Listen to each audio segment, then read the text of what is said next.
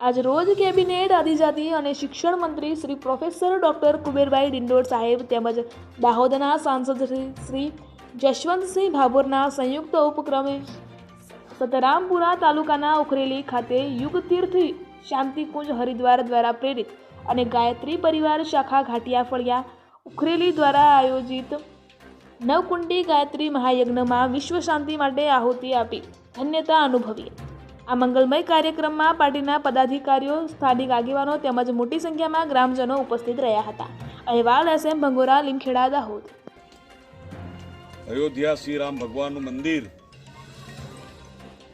આપણો ધર્મ, આપણી સંસ્કૃતિ, આપણો ઇતિહાસ એવા રામ ભગવાનનું મંદિર એ ભારતના પ્રધાનમંત્રી માનનીય મોદી સાહેબે એનું ખાતમુહૂર્ત કર્યું, લોકાર્પણ કર્યું। 500 વર્ષથી અયોધ્યામાં રામ ભગવાન તંબુમાં બિરાજમાન હતા, એની જગ્યાએ દિવ્ય ભવ્ય મંદિરની અંદર બિરાજમાન કરવાનું કામ